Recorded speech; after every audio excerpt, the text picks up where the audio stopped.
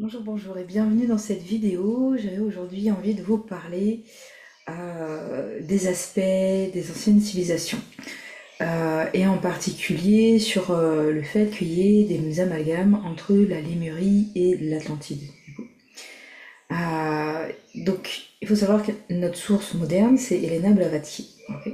J'ai déjà parlé de ça. Helena Blavatsky, on est vraiment sur l'aristocrate occidental typique du 19e et 20e siècle. Donc on est dans une époque qui est totalement marquée par le colonialisme et la pensée coloniale. Et même quand elle voyage à l'étranger, elle s'entend avec les aristocrates de l'étranger. Donc on est vraiment sur un discours de l'élite.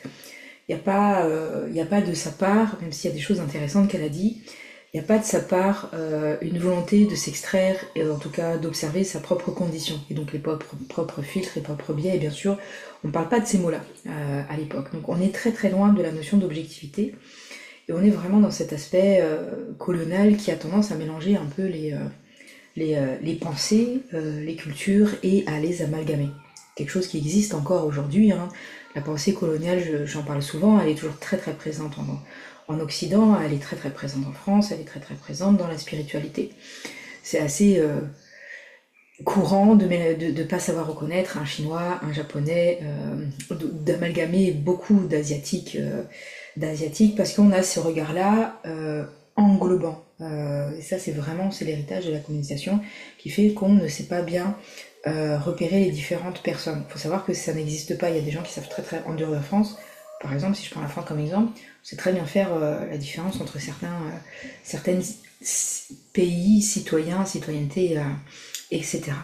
Et, euh, et donc, le truc fondamental, c'est que je tiens à dire là, c'est que il y a beaucoup d'amalgames entre la Lémurie et Mu. Et notamment, il y a tout un courant de femmes, principalement américaines, canadiennes et des États-Unis, qui vont à Hawaï et qui parlent de la Lémurie. Et donc, dans le sillage de ces femmes américaines qui ont ouvert la voie, il y a des Allemandes, il y a des tas de nénettes qui vont parler de féminin sacré, qui vont à Hawaï et qui vont vous parler de la Lémurie en étant à Hawaï. Alors c'est faux, c'est faux, c'est faux, c'est faux, c'est faux. Euh, Soyons sérieux. Il suffit d'aller questionner tous les peuples du Pacifique. C'est-à-dire que au-delà de la source Helena Blavatsky et de différentes personnes européennes qui ont pu écrire sur ces sujets-là et sur civilisation engloutie, il y a des traditions locales qui parlent d'océans et de continents engloutis, du coup. Donc je vais vous mettre les sources en lien avec des sources sérieuses et vous pouvez aller creuser pour aller voir, il y a des textes anciens, très clairement, qui parlent de ces choses-là.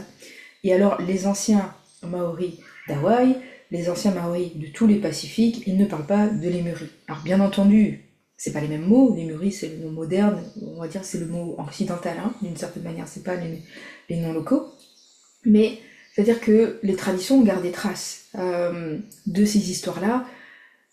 On ne sait pas quand ça remonte, et évidemment c'est mixé avec la mythologie, si ça a vraiment existé à un moment donné. Après, les recherches scientifiques récentes ont retrouvé effectivement des continents engloutis, donc du côté de l'océan Indien et du côté autour de la Nouvelle-Zélande, donc du Pacifique. Voilà, ces continents-là ont été retrouvés. J'ai envie de dire, il n'y a que l'Atlantide qui n'a pas été retrouvé d'une certaine manière. Et donc, je trouve ça beaucoup plus intéressant d'aller s'appuyer sur les histoires, les contes, les mythes et les légendes locaux, des peuples locaux, plutôt que d'aller sourcer sur les Européens du XIXe siècle qui ont un peu exploré ça, en sachant aussi que ces Européens du XIXe siècle, ils ne faisaient que retraduire, mais avec leur manière et avec leur biais personnel, ancré dans une pensée coloniale. C'est vraiment l'apogée de la pensée coloniale. De toute façon, ces sources-là, ils sont allés les chercher ailleurs. Voilà, quand on a parlé du continent mu, le premier Européen qui a parlé du continent mu, il a eu accès à des textes anciens. Les personnes qui ont parlé de la Lémurie ont eu, les Européens qui ont parlé de la Lémurie ont eu accès à des savoirs anciens. Et d'ailleurs, ils ont souvent parlé de canalisation. On peut penser à Helena Blavatsky, alors que beaucoup de choses qu'a dit Blavatsky, elle dit que voilà, c'est elle en tant que médium qui l'a capté, sauf que elle s'est baladée notamment en Inde, où ces histoires-là étaient racontées. Donc, on peut se poser la question, est-ce que c'était réellement une canalisation? Est-ce qu'elle n'a pas répété des choses qu'elle a entendues sur place, ou qu'on lui a racontées? Voilà, on ne pourra pas, sauf aller discuter avec Blavatsky, parce qu'on peut très bien discuter avec les Amérantes, mais je pense que Elena Blavatsky n'est pas une dame...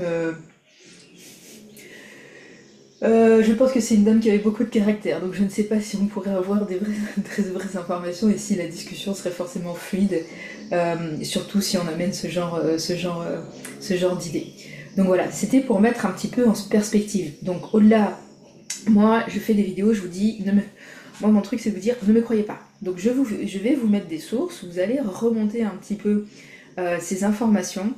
Il n'y a malheureusement pas énormément d'informations côté maori sur internet, du coup, en tout cas c'est un peu pauvre parce qu'on est sur des traditions qui sont majoritairement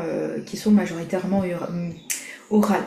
Du côté de la Lémurie, le texte principal, il est trouvable, il est très connu, ça fait partie d'un des monuments de la littérature tamoule. C'est grosso modo l'équivalent de l'Odyssée pour toute la civilisation grecque. C'est-à-dire que c'est vraiment un discours mythique, mythologique, voilà, qui est extrêmement important, et d'un point de vue littéraire aussi, qui est extraordinaire, qui parle de ce continent qui est englouti. Voilà. Donc, moi j'aime bien, on peut... la médiumnité c'est bien, les akashas c'est bien, mais aller chercher aussi les traditions, les mémoires qui ont été gardées par les humains, ça peut être intéressant, parce que ça évite aussi... de ne pas être complètement dans le fantasmagorique et surtout dans la projection. Il y a beaucoup de projections. Les gens qui parlent, je vois beaucoup de représentations de la Lémurie. Il n'y a pas une, il y a pas une personne de couleur dans plein de représentations de la Lémurie. Moi, tous mes souvenirs de la Lémurie, il n'y a pas une personne blanche en fait. Hein. C'est projection. Projection. Alors peut-être que ça peut se comprendre, mais comme on est dans un monde qui est encore avec une pensée coloniale et avec une dialectique voilà, de pensée coloniale qui est posée par le New Age et la spiritualité blanche, des occidentaux de manière générale, et parfois d'autres personnes qui reprennent la pensée occidentale du coup et qui projettent ça. Voilà, donc je mets ça en perspective, vous prenez ce qu'il y a à prendre dans ce qui est là. Mon objectif, je vous pose moi, voilà, c'est ce qui est ma perception, allez vérifier, allez chercher les anciens textes, il y a aussi d'autres vidéos...